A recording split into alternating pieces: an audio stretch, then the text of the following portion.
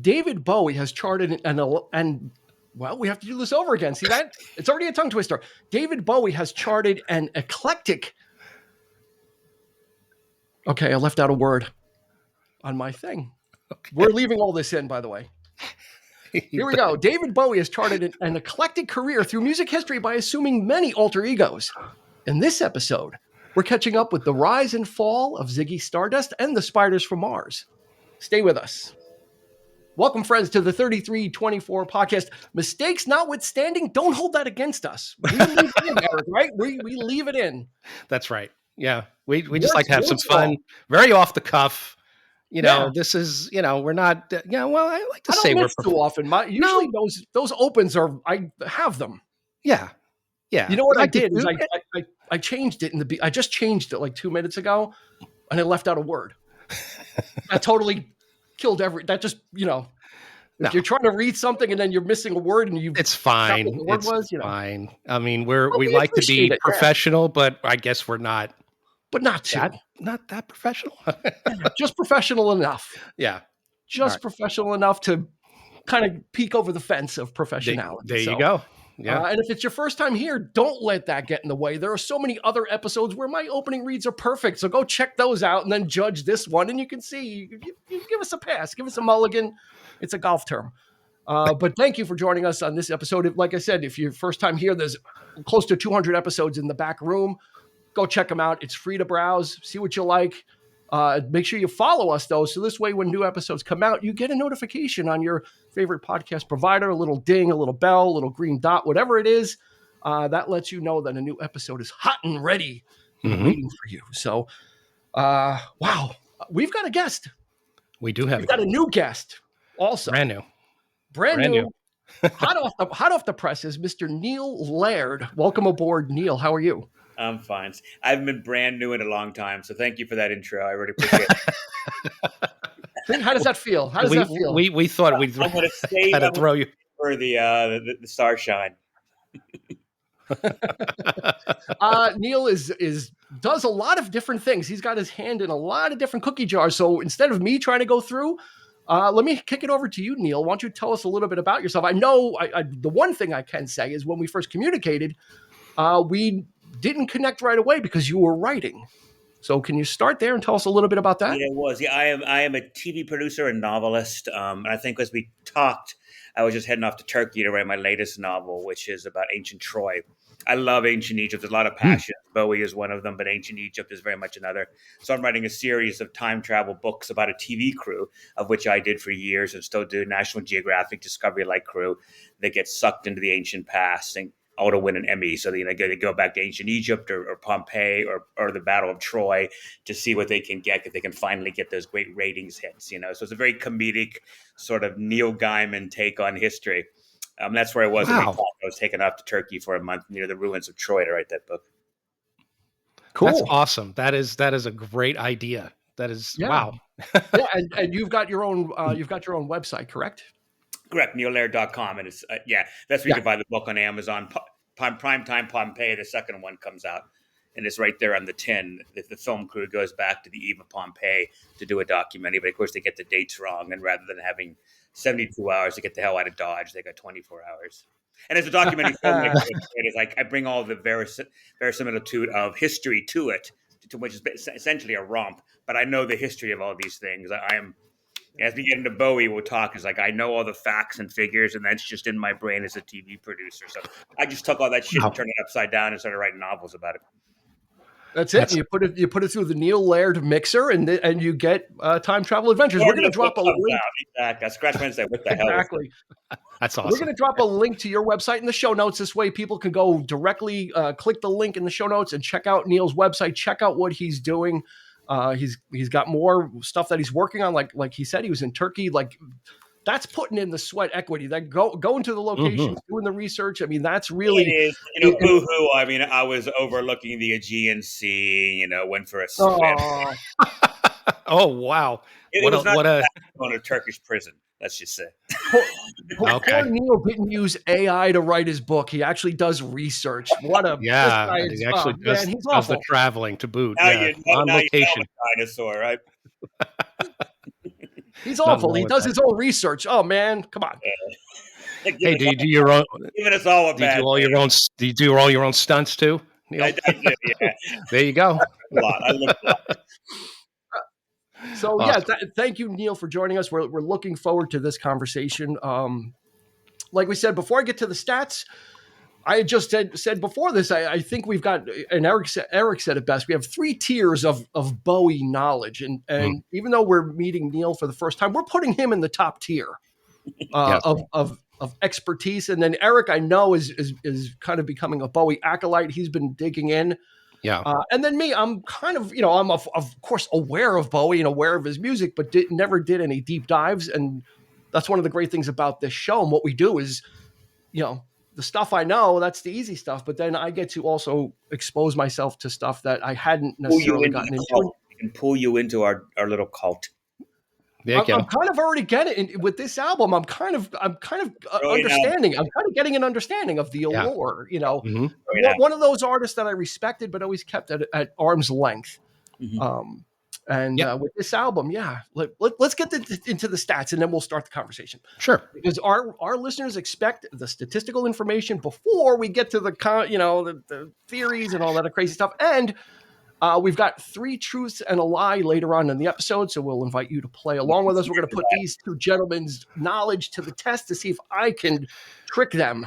With 3 truthful statements and 1 lie, and we'll see if they can pick out the lie. But here we go. The stats. The Rise and Fall of Ziggy Stardust and the Spiders from Mars was released in June of 1972, produced by Ken Scott and David Bowie. All songs written by David Bowie, except for It Ain't Easy, which was written by Ron Davies. There were 2 singles released. Starman, backed with Suffragette City, hit number 19. Rock and Roll Suicide didn't chart in the US, but it was a UK hit, did well there. Only went to number 75 on Billboard, and that's another curious thing that we can talk about. But it was certified gold. It did sell over 500,000 copies, so that gives it gold status.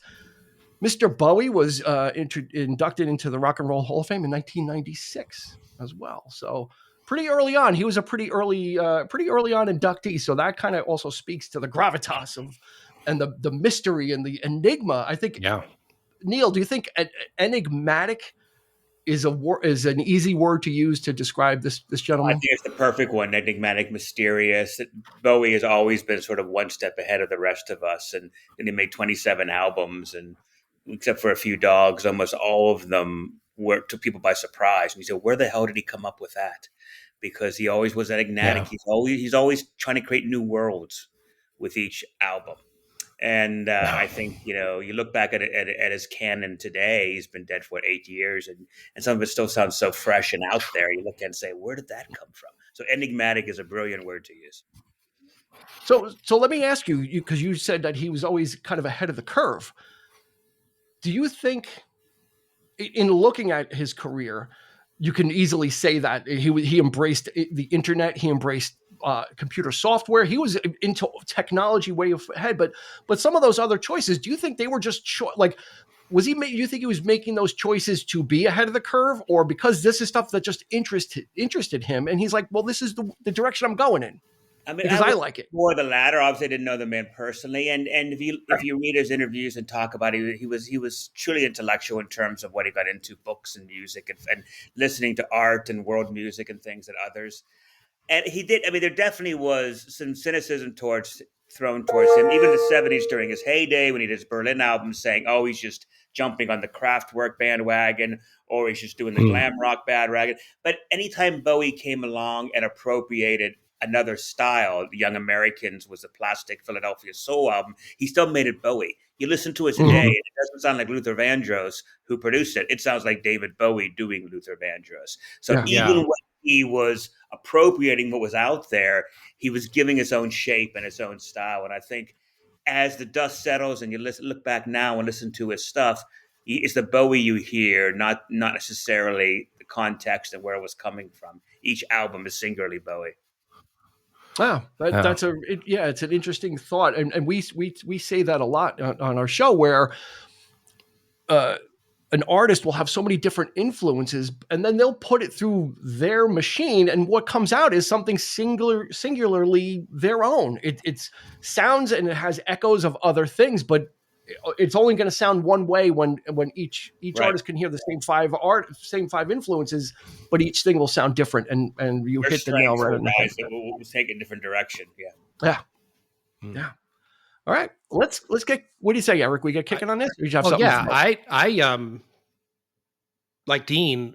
Bowie has always been on the musical sort of soundtrack of our lives. So I mean, we can't mistake. I mean, but everywhere you look, every time you look up, he's there doing something else, a new face, a new suit, a new style, a new whatever. And I'm just, one of my biggest regrets is that I never appreciated what he was doing. I'm a big prog fan. You might know this by listening to some of our episodes. I'm a huge Peter Gabriel fan, Genesis fan. I know he's he was he was a big fan of Bowie. So you would think that I would like Bowie was doing all of that stuff. He was prog, he was art, he was this, he was that, he was jazz, he was soul, he was doing all of this, and I wow, why is he not my favorite artist? Yeah. And it's only in recent years, and like you say, it's like eight years gone now. That's when it was after his death was when I started taking those dives and really started digging into the stuff. And not all the time, but I'm kind of been taking it in doses, and I've been watching a whole documentaries about it. Moon Age Daydream is a fantastic doc. The 5-year series that they had on HBO, I believe, that the different periods of his career were great. I was a huge fan of Black Star when it came out. It's a dark and fascinating album. Yeah. It is, what a way to go out. I have a nice little story. I'm a big Tedeschi Trucks fan. The bass player of the band at the time played on that record. He was in his acid jazz band. Bowie, in his last days, got the band together that worked on the next day, started recording. I think they did Lazarus. I think they did Black Star. And then he went out to a club in true Bowie fashion with some friends, watched these guys play. He's saying, I want them on my album. Let's scrap what we're doing. Take them off. I want these guys to play on the album. And then, oh my God. It was a I mean, these wonderful guys just take it to a whole new level. I mean, there's just the free form jazz aspect of it is just fantastic. And it's the just way out there album. You listen to it, you couldn't Yeah. imagine it coming, and it's singular. And I just imagine 20 years from now, it'll still sound singular because it's not like it came out of anything. He wasn't aping anything. And one of the great things about Bowie, for those of us who are diehard fans, and for those who just kind of come in and out, perhaps like you guys, can understand why people don't stay. Because just when you get comfortable with his Let's Dance, he's doing drum and bass, or he's going dark with or just when you get used to his Young Americans, he's going off to Berlin and he's doing these obscure kind of industrial stuff. So he never lets you kind of get comfortable into a groove. He doesn't let the audience get comfortable with where he gets, and he expects you to come along on the ride or not. And I think a lot of fans simply didn't often because they got into one persona but not the next. So he never stayed at the top. He would come and go depending on what he was chasing. And I love that. I love the fact that I remember I first got into Bowie in the late 70s. I was 12 or 13. And it was that time between the Lodger, which was the last of his Berlin album, and Scary Monsters. The time just before he came out with Let's Dance, it became very big. And I was fascinated by him because he was so odd and strange. And I grew up in a small Pennsylvania town, and it was all headbanging music. And I heard Bowie doing Boys Keep Swinging, one of these strange songs on Saturday Night Live. I don't know if you've ever seen this. Have you guys ever seen him do the on Saturday Night Live circa 1979? No. If you haven't Googled after, it is the strangest performance because basically he's all puppets. It's his head over a sheet, and he's got these kind of. Wait, yes, I do remember that. Yes, I have seen that. Yes. Yep. Wow, it's so freaking weird. It's like, who the hell is this guy? We was talking about Enigmatic. There is Enigmatic, and he was doing the song. So I chased him, and then the album I got afterwards, I didn't know what the hell I was getting. I couldn't wait to race home and put it on my turntable and listen to it because I knew it was going to take me somewhere else. It was going to challenge me in a new way, and I was very much into the punk stuff in the 70s and the 80s and the industrial sound. I really got into all that stuff. And so I was very much the early mid 80s punker rock, and then the all the alternative stuff. But Bowie was still one of those canon artists that I still would take a chance on. That was his weak years too. I'd still buy him and listen. I would always hear the Bowie groove, even if he was a bit wayward. Yeah. Well, and that's one of the things about those artists. And when you were saying all that, Neil, and we've talked about this on other episodes too with Eric. Eric is Bob Dylan, the same I don't give a shit attitude, meaning I'm doing what I want, and if you like it, come along. Now, Bowie is definitely swings wider on that pendulum because he's very experimental and very into just kind of following where he goes. But then I guess that makes it exciting for if you already started following the artist and you know that after a couple of albums that's the way it is, there's got to be some excitement because he's already by the time we catch up with him here, I think this album, if I'm saying it correctly, kind of starts to set the pace for it, right? Because the stuff before this was kind of he wasn't even like the albums before this weren't really even charting in the UK. He was kind of an artist, and he had Space Oddity and a couple of other songs, but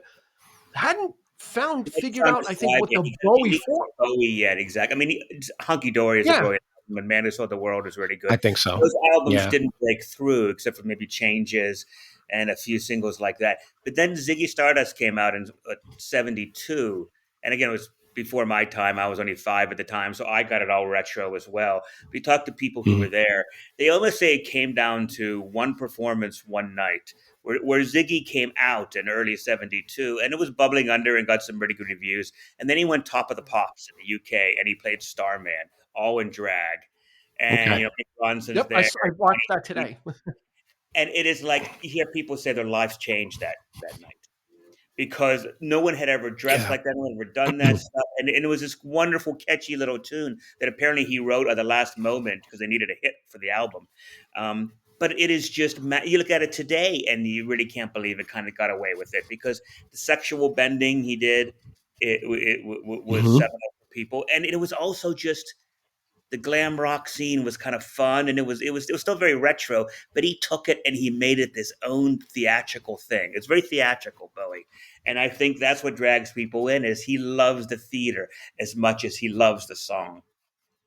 And and I think this was and I think the whole Ziggy concept was a bold move, because if you look at Hunky Dory and the albums before, he was kind of in the hippie aesthetic. He had long hair.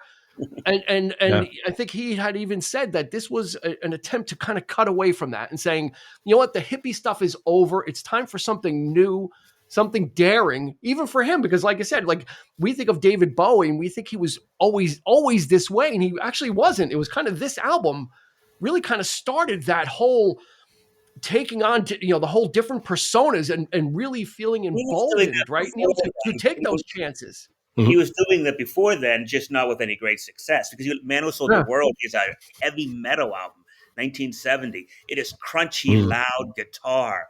And then Hunky Dory, there's a song called Song for Bob Dylan on it. And it's very folksy. The stuff he did in the 60s was really pretty ropey. Like, it was very sort of drippy, sort of, Anthony Dooley stuff at times. So he was finding his place. And then he came along. Yeah, decidedly more folk, like the earlier stuff. I mean, when Space Oddity came out, which... that song always blew me away. And it just, but you've listened to the rest of the album and it's like, it's really not like that song at all. It didn't get much my turntable. It starts with, I say Hunky Dory is his other masterpiece in 71. Yes. Just before it. But from then he was off and running. And then remember, even Ziggy, he did Ziggy and the follow-up Aladdin Sane in 73, which had big hits like Gene Genie and things like that. And then by 74 with Diamond Dogs, he was already getting tired of the Ziggy persona. And then he shook everybody up in 75 by going to Philadelphia and cutting this, what he called his Plastic Soul album, Young Americans. And Fame. Fame was his biggest hit. But it was a total departure. A lot of people were pissed off. It was this glam rocker who was hanging out with, a bunch of R&B singers, this skinny, drugged, addled white guy. Yeah, he was rail thin at that point too. If you see interviews at that point, he was he was in bad shape. It's a blessing that he made it through the 70s. We talk about a lot of rock and roll Sure. casualties, but Yeah. yeah, I think this album is the album that kind of gave him that freedom, I think, to that it's okay to do different things and to subvert expectations, right? Because I think he was Mhm. kind of trying to find his niche, but I think his niche is no niche, right? Well, he's the great imitator. He's a great persona. He comes across, and you said he sort of, I won't say mimics things because he brings his own style, but he was trying to find his own Mhm. voice. Though I don't think it's fair to say that this was the one that he finally found himself. I think the reason we're still talking about Ziggy, what is it, 50 odd years later, because it's a fucking amazing album. There's not a bad note on Yeah. that album. And if you listen to it, it was 8 or 10 songs. They're all brilliant. You probably know most of them, even not a Bowie fan, because they've been around. Yeah. Trailers will put them in. Moon Age Daydream appears everywhere, and adverts for That's milk. right. Whatever. He's everywhere. The album is brilliant. And the other Well, album, getting there, he was finding that voice, but Ziggy's, yes, the persona and how he dressed and how he looked and his top of the pop performance certainly made him stand out. But what gave him lasting power is the album is just seminally brilliant. It is, to me, it is the gateway drug for Bowie. If you're interested in Bowie, I that's how the first one I got into. I'd heard the other stuff, Yeah. but I heard Ziggy, and that's the album that pulled me into his universe. I Because again, agree. already a false note on the album. It's catchy as hell. It's Mhm. fun. It ages well. There's short, punchy songs. No songs more than 3.5, 4 minutes long. They're all just fit for parties. You could needle drop any of them a party, and people would start Mhm. singing. It is just a seminal album. And it's an amazing achievement because it's also a concept album, which, and by and large, concept albums are typically associated with 10-minute, 15-minute, Yeah. For a prog Loaded. rock guy, musical, all about it. Yeah, musical cues and all this kind of like heavy concepts. The concept is actually each song represents something different in the trajectory of this character of Ziggy, who's this alien, of course, me being that's kind of where I started was with Rush 2112. I mean, that was all my first albums that I ever listened to as a kid were all concept albums. They all told a story of some sort. however loose. I mean, Th- it's an yeah, album you probably can follow the narrative very well, just like 2112. I would say it's rather murky. If in an elevator pitch for those albums, you probably couldn't explain what the album yeah, is about. Narrative. right, exactly. I mean, but this album I had, until much, much later, I didn't even have any idea that it was uh, telling a specific story. Yeah. I just figured this was just a persona he was doing at the time, and this was a character, but I didn't realize that it actually did tell. There is a narrative to this thing. So, Yeah. You um, ask him what it's about, and because does he die? The last song is "Rock and Roll Suicide," which is a wonderfully yeah, short song. Does that mean he kills himself at the end? I mean, there's a lot of Mhm. questions in terms of how solid that narrative is. But you're right, concept in terms of it's about what creates a character. What Bowie did is he create characters. The Yeah, Ziggy character, then he created the Thin White Duke for Station to Station, and then he right. just loved those ideas of just kind of playing somebody outside himself. He always claimed that he thought David Bowie, David Robert Jones, was very dull. So he had to become Ziggy Stardust. He had to become Screaming Lord Byron and on Blue Jean. He had to become the Buttonhole Man on Black Star. He always liked to put Yeah, people into a yeah. character because David Bowie himself wasn't interesting enough in his eyes. Yeah. Well, there's. I'm sorry. Go ahead, Dean. Yeah. And Yeah. no, and I think that's an interesting um not career trajectory, but it's an interesting way to develop your musical career. And I wrote this in my notes that for him, the image and the characters he would create, even if there was just costumes, Mm-hmm. was a part of the music. Like like you said, it kind of facilitated and got him into different headspaces, perhaps. Yeah, Very different than the Beatles dressing up like Sergeant Pepper, which was more of a right. costume thing.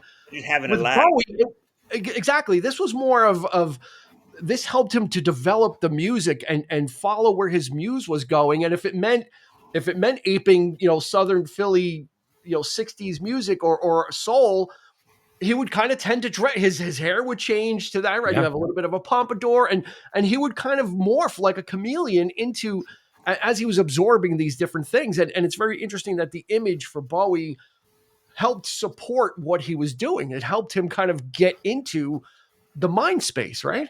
Yeah, It was and exactly the mood that he. If you look at again, Thin White Duke, for example, was a slick back hairdo he did in the mid 70s for Station to Station and Into the Berlin. It was very icy and cold and European and distant, and he Mm. really yeah. he almost pantomime, and the music became more distant and it became more just more inhuman in a way. And he was anticipating the rise of that electronic music, but also sort of like the Yeah. European, the line of Station to Station that goes over and over. The European canon is here. And it's all about kind of playing that role. It may not mean anything in terms of character, but I think it helps him perform the songs the way he wants to. When Mm-hmm. he came out with Let's Dance, it was sort of the Frank Sinatra thing, with the suit and the tie and The the yellow suit. Yeah. hair. And it was this Vegas performer that came, which works brilliantly when you're doing Let's Dance or you're doing Modern Love, because it's all about this sense Yeah. of just balloons and spectacle. Very much the actor, right? I mean, very method in his Mhm. approach to. Interestingly enough, I just watched an interview with him today, basically saying how he describes Ziggy and the music. That actually, the music is actually, it's the image first. It is okay. So I got this character, I got this image, but now what am I going to, how am I going to play this image up? Okay, he's an alien, he's this, but he injected a little bit of kabuki theater into the thing, miming, all of these things before he even started talking about the music. He was talking about how he was portraying and personifying this character with the makeup and all this kind of thing. And then the music was decidedly very, what he called, very fringe New York music at the time, very Lou Reed, Velvet Underground, which Iggy was what Pop he was was a big channeling. influence. Yep. Yeah, at that point. And which is interesting because I'm thinking about Almost Famous, right? When the character's talking to Philip Seymour Hoffman, and he's like, "Oh, are you a Bowie fan?" He's like, "Nah, yeah, I dig him, but he's trying to be Lou Reed. So if Reed's doing Bowie, then Bowie's doing Reed, and that whole shtick right there. I mean, but it's true. It's like you kind of get that vibe. He's actually channeling that music, but like we said before, making it his own. Yeah. Yeah. Mhm. And it's Like, because of those, that other stuff that he incorporates into it that just, really kind of lifts it to a whole new level. yeah, he was definitely Yeah. inspired by his contemporaries. Yeah. Like Lou Reed figures heavily, Iggy Pop, which a Mhm. lot Yeah. of people thought the Ziggy came from, but it was actually, he said it wasn't. He said Ziggy was what was he, a shoemaker or something in London, or something? There was some Yeah. shop that it was Ziggy, and he said, I like that, I like it, and I want. It's okay if people think it came from Iggy Pop, but there was some Yeah. short shop owner. His name was Ziggy, and he took it. So I didn't know that. let's start talking That's about fascinating. what's that. Yeah. So let's start talking about this album. Like you said, Neil, this album moves quickly, which is nice, and you put it perfectly, because for me, this was really the first one I listened to as a gateway, right? So Mhm. and we always like to give our listeners like something, a place to start, and I think this is a great one to start with. Yeah. A lot of people discovered him Yeah. in For Let's for you, where does it rate for you, Neil? Pardon? On your listing, like when you're going to go grab a Bowie album, where does this one fit in for you? Is It's up this a there in the first top. grab, or? I would say, yeah, it's up there in the top. I think it's obviously it was my gateway because it's the album that I just became enamored of him. I'm a huge fan of Low as well. It's 1977 Mhm. Berlin Mhm. album, and actually some of his later stuff. I'm one of those people that that stuck with him, and it was so great to see him return. And I think that Heathen and Black Star are two brilliant albums too. Two of his last Yeah. Mhm. albums.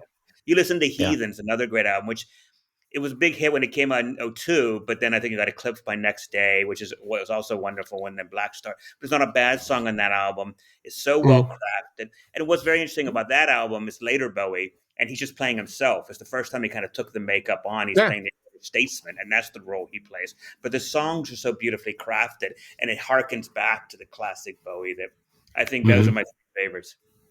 Yeah, but what I didn't know about Bowie is that he actually plays acoustic guitar pretty well. He said he was never good enough to be a lead guitarist, but there's a lot of acoustic guitar work on this by David Bowie, which kind of and he also he learned saxophone as a young child. I think when he was 12, he took sax lessons. He plays I think up to 16 different instruments. So he's one of those auteurs also. So, there are some artists that the image is everything, and then there's not a lot behind it. I think Bowie is one of those ones where he was already an artist, but he realized that the image would help.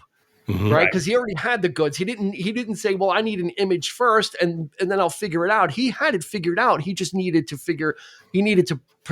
work with the whole imaging thing because he had the goods already to create songs, to write songs, to collaborate, to know his way around the studio. And in this album, you really see it. And I think we need to kind of stop for a moment and shout out his supporting group, the Spiders, right? Because again, Yeah. this is kind of a group effort. These guys really helped him bring this vision, audio vision to light, and it was.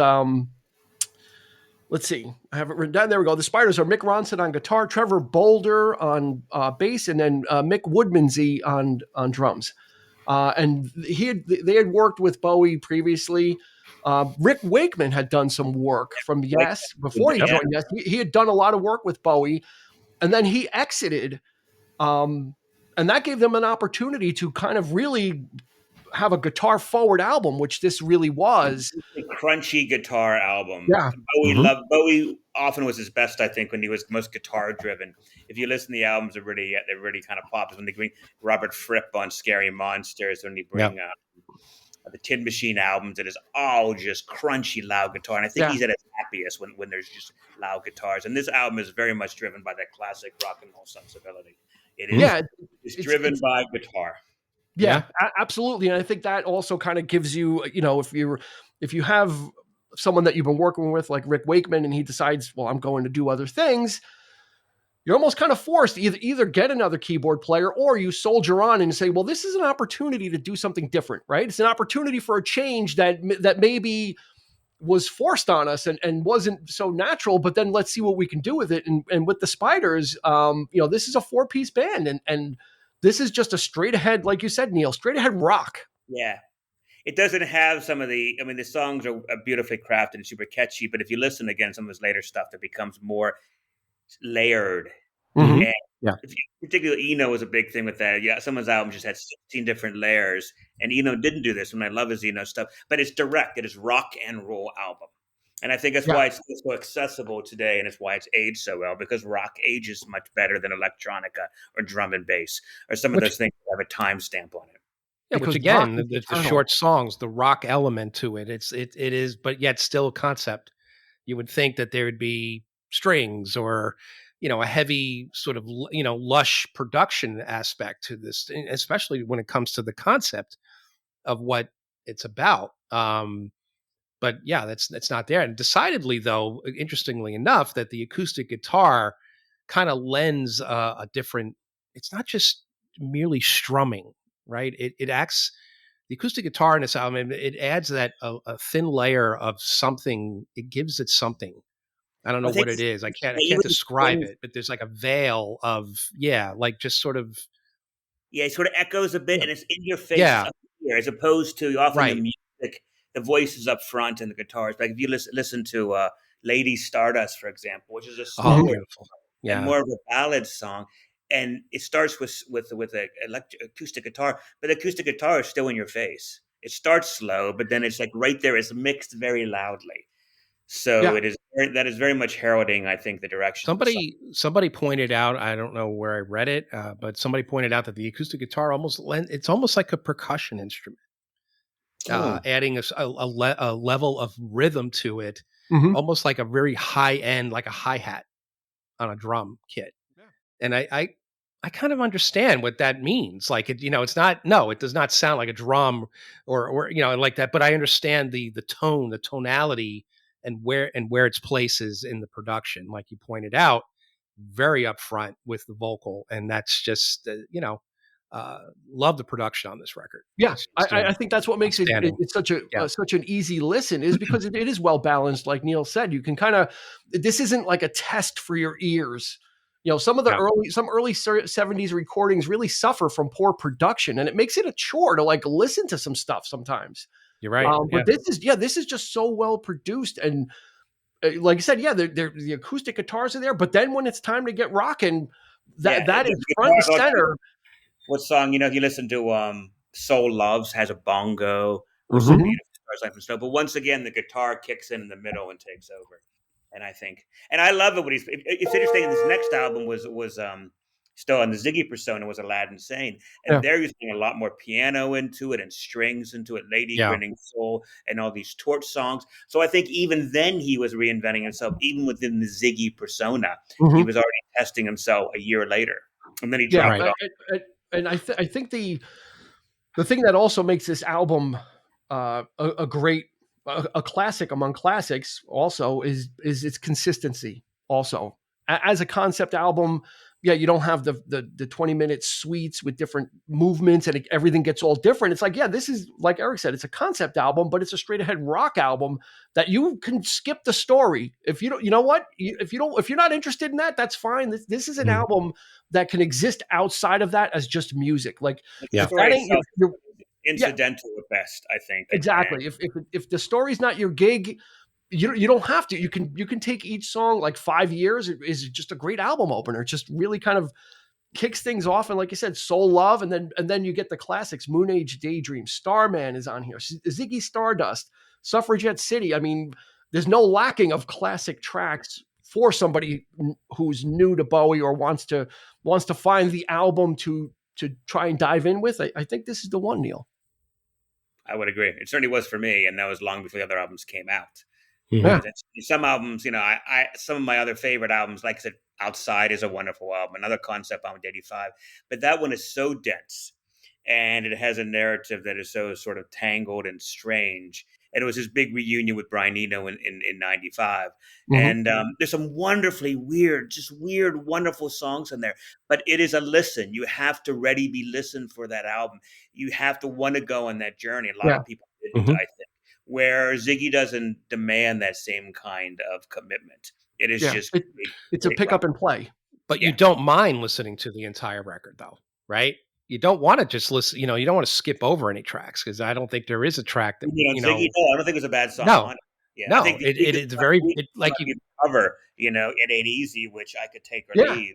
And if you listen to ones that were And this, left off, like Velvet Goldmine was a wonderful song that he did, very strange, and that was taken off yeah. at the last minute for It Ain't Easy. I don't know why, and that's of course the title of the film that was loosely based on him in the Yeah. '90s by Todd Haynes. Mhm. It's a wonderfully quirky. It would have been perfect on the album, but I think I won't call it a weak song, but the one song that I was like doesn't feel up to scratch is a cover. Bowie was notoriously bad at covers. That's what I heard. Yeah. Again, I guess after 27 albums and having all his albums, you could tell the covers never actually. They always sounded weaker and knocked off, or they didn't sound Bowie-esque. The only time that he owned a cover and made it arguably even better than the original. That's hard to say because it was a Nina Simone song. Was "Wild as the Wind," which is a song off of Station to Station in '76. Mhm. If you haven't heard Okay. it, go listen to it afterwards No. because this is beautiful. It's just his voice rises, and again, it's an old Nina Simone song. He just takes and makes his own with the Bowie croon, and it gives you chills. But that's one of the few times that I think he nailed a cover. His covers are always fall flat. Yeah. Yeah. And an interesting kind of bit of kismet. Around this time, he was a big Mott the Hoople fan, and they were on the verge of breaking up. And he said, "I'm going to give you a song. I'll give you guys a song if you don't break up." And the song is "Suffragette City."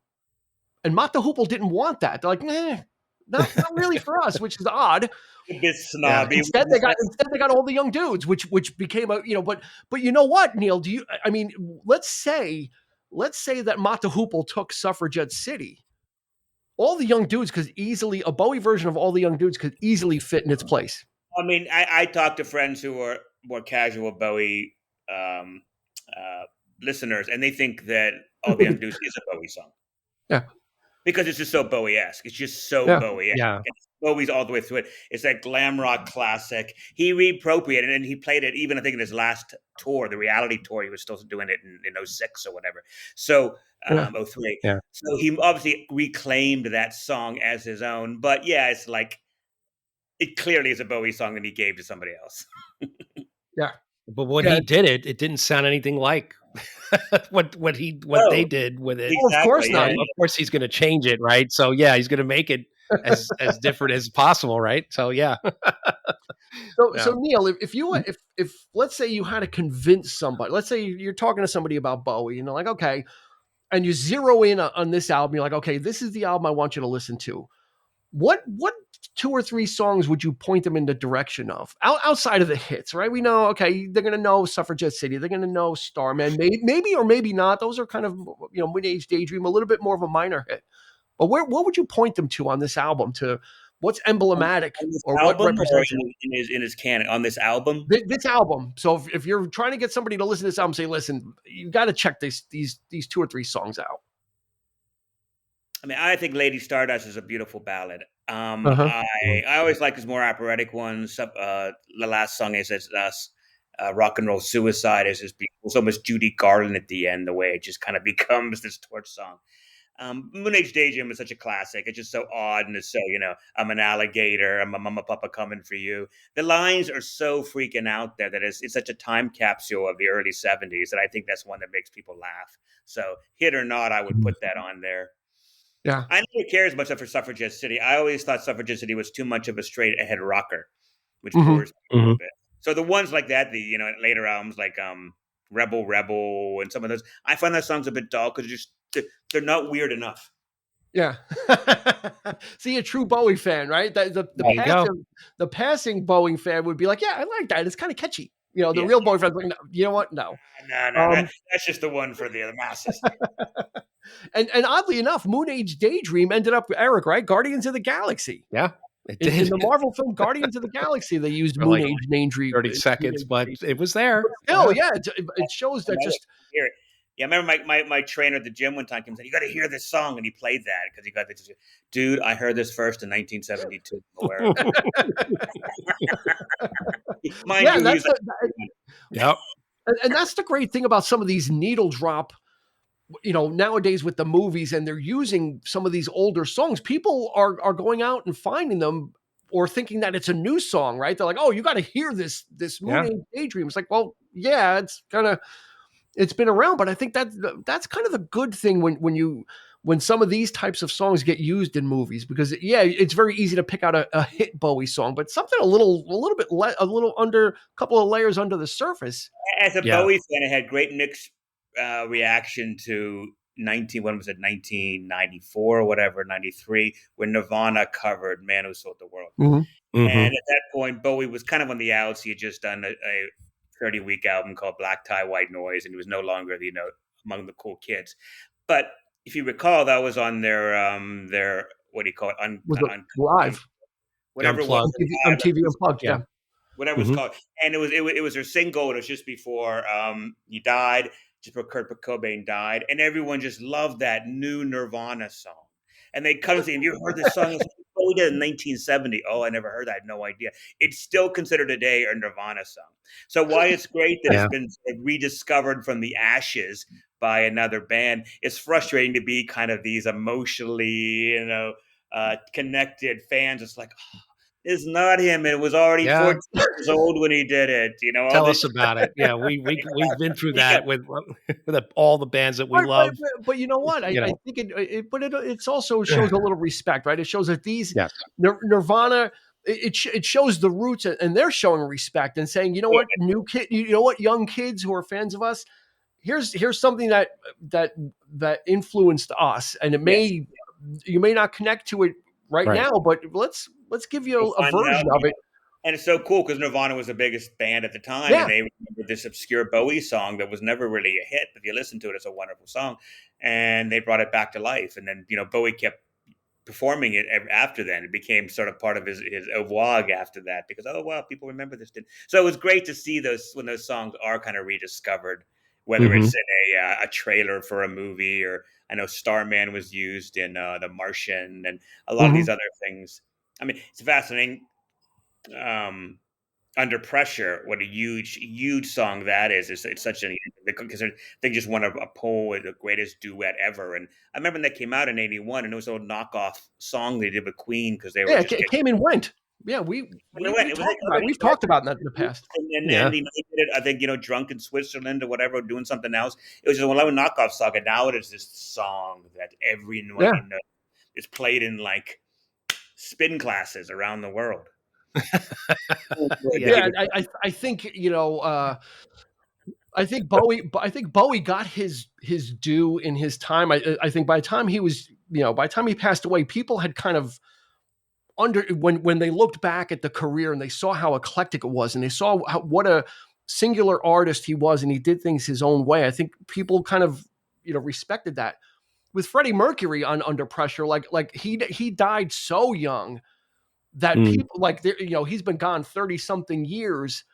And Under Pressure is looked at as this iconic performance, which it is between those two. At the time, like I said, it was a throwaway song. We're like, oh yeah, okay, yeah. Nice little But number. now Yeah, it's like two it wasn't on the titans. Bowie album. Queen put it on an album, but Bowie didn't do it. It's just kind of something he did in Yeah. between albums. Yeah. So the fact, you never know what's going to last. And I hope that's true about Bowie because, again, I'm one of those diehard Bowie fans that absolutely adores a lot of his 90s stuff, which is very easily forgotten. And I hope people rediscover that because he suffered so many slings and arrows after he did Never Let Me Down and Tonight, two pretty weak pop albums in the late 80s.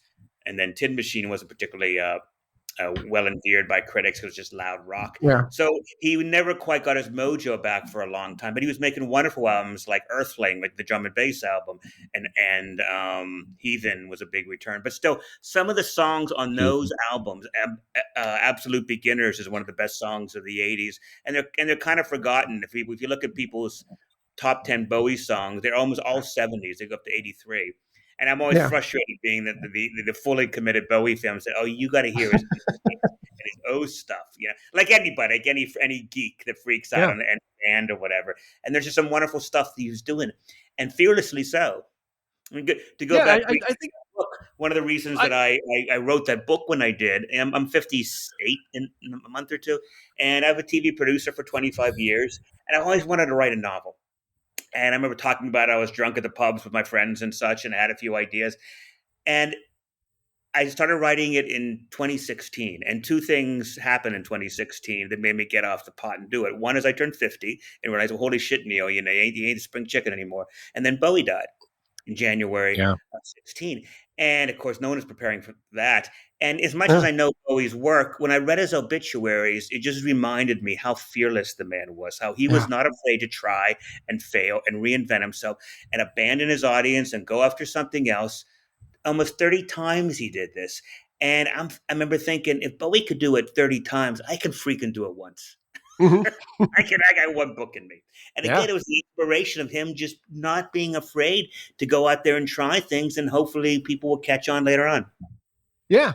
Yeah, and like you said earlier, he's very intellectual. I could watch interviews with him forever because just the way he speaks, he knows what he's talking about. He's not one of those people that kind of give you the BS. It's like when he does an interview and he gets asked a question, he answers it, and it might be a 3 or 4 minute answer, but he's gonna give you the whole thing. So yeah, he's more than just a rock star. Because he's also an actor and did so I loved many everything he did.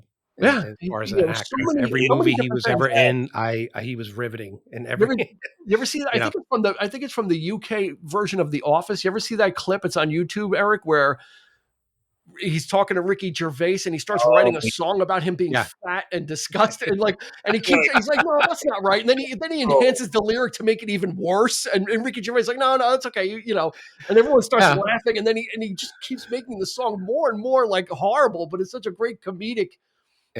Just like and he played it totally straight, So he was not afraid to make fun of himself and not afraid to look back on that stuff and not take it so seriously. And I think that's part of the freedom that Neil, you talked about, is not being afraid to fail. If you take it so seriously, you're going to labor over every decision. And he's like, no, on it, and you get caught up in, well, I should have done that to go back and try that again. He just moved on. Yeah. All right. Before we wind things up, and we'll talk about our favorite tracks towards the end. It's time for 3 Truths and a Lie.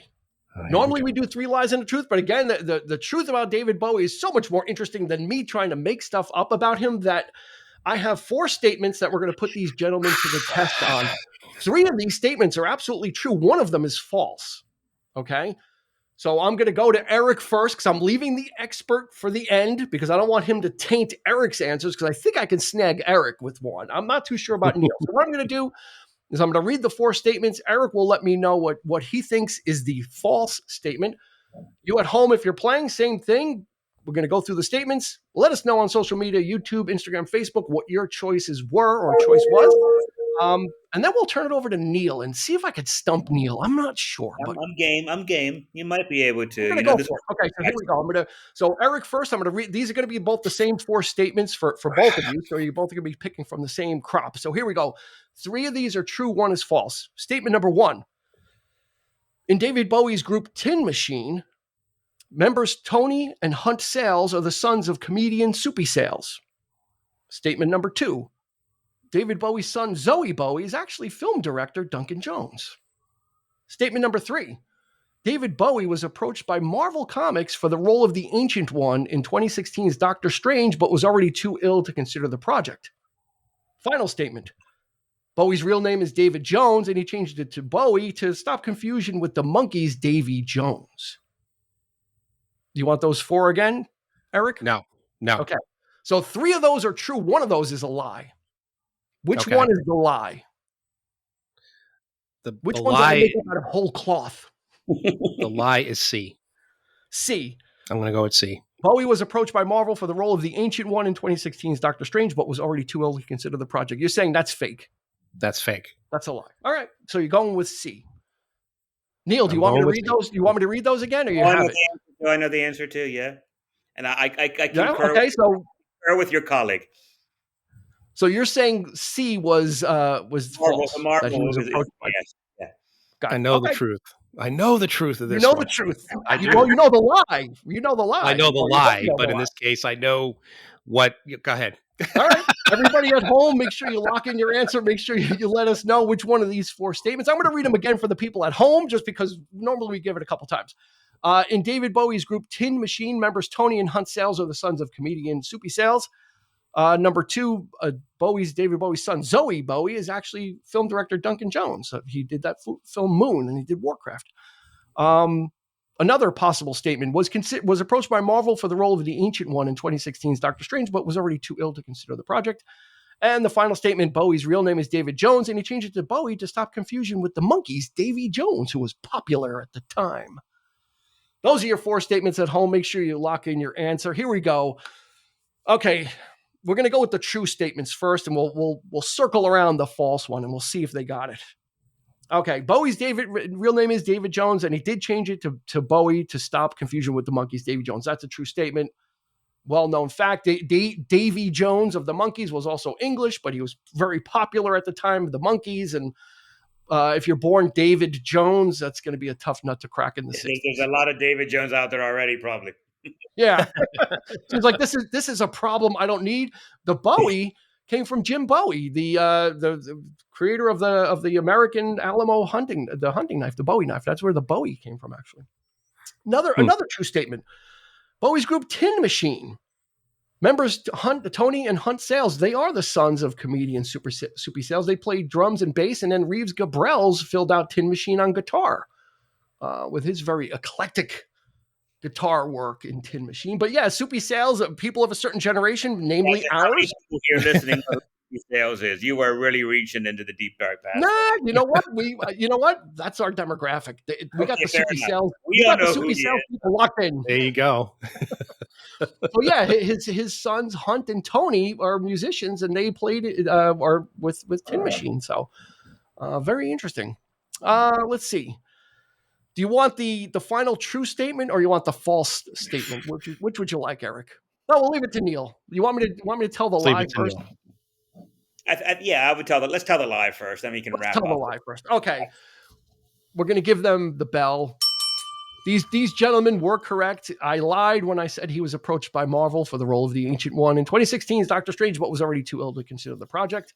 Although that would have been interesting to have him in the MCU. Bowie, I probably might have been open to it. And then yes, Bowie's son Zoe Bowie, Zowie, is actually film director Duncan Jones, who's made a name for himself directing films and writing screenplays and doing all that. Another creative. But oddly enough, the truth to that statement is he was approached by Denis Villeneuve to play Wallace in the Blade Runner sequel. Oh, see that? Well, that's where I got my idea. Which went to Jared Leto. Yeah. But he wanted Bowie, and he was too sick to do it. You know what other big franchise he said no to before then? What's that? He was asked to be Gandalf. Really? They were interested. Peter Jackson was interested in using him as Gandalf, and for whatever reason, he chose no. I don't know if Bowie said yes or no, but he decided to go with. Well, Ian McKellen was made for Gandalf. I mean, yeah, I don't. In a way, I'm kind of glad Bowie. I think to me, one of the worst things he ever did was one of his most popular things, which is Labyrinth. Yeah. And you talk to young girls half our age, they all know Bowie from Labyrinth. Yeah. And it's a piece of shit film, and it's some of his worst music. And it's like, I'm so glad, Bowie didn't do more Marvel music and Muppet I movies. love the film. My kids love it. They, they're I mean, it is what it is, man. It's creative, it's magic, but yeah, I get you, hey, it's an iconic role. I loved him in The Prestige when he showed up as Tesla.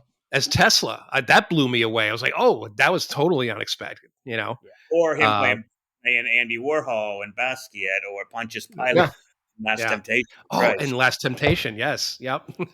So he's done a wide array of movie work, and he's picked and chose. He was in The Hunger, he was in The Men Who Fell to Earth. So he's done his share of also being on the silver screen, besides being a very prolific musician. So thank you, gentlemen, for conquering me. You beat me at my own game. You found out the lie. It wasn't that hard. I mean, some of this stuff was probably, well, it's like you say, I mean, the stuff is just so wacky, like, of course they're the sons of Soupy Sales. Why not?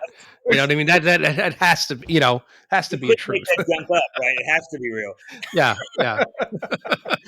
In Bowie's world, anything goes, and that's right. That's probably why he picked them. So, let's redirect and as we start to close out, Eric, give me 2 or 3 highlights on Ziggy Stardust that really do it for you. I know it might be hard to pick, but go with 3 if you need to. 3? Yeah, I'm going to go with Starman.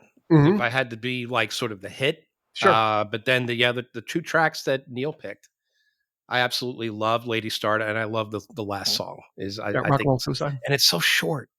Yeah, it just gets right to the point, doesn't it? It just it ends the album. Yeah.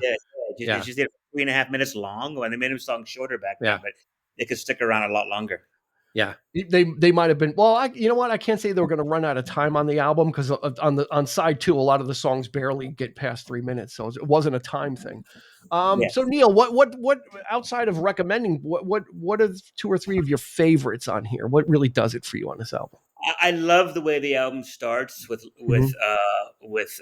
5 years. Dum dum dum dum. It just has that drum. It just starts slow and gets louder.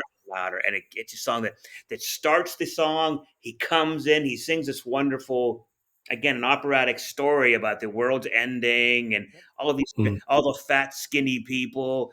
I never knew I needed so many people. It's just these wonderful lines, and then it ends with that same dump to dump dump, and it fades out again. It's a perfectly unified little story. It's a story, and it's this great, catchy song, and it pulls you into the world. That's why I say every Bowie album is a different world. And this one is like, this is where you're going. You were going in this strange, glam, post-apocalyptic or apocalyptic world, and just buckle your seatbelts. Take the ride. For me, I'm going to go with 5 years as well. Star, I like Star.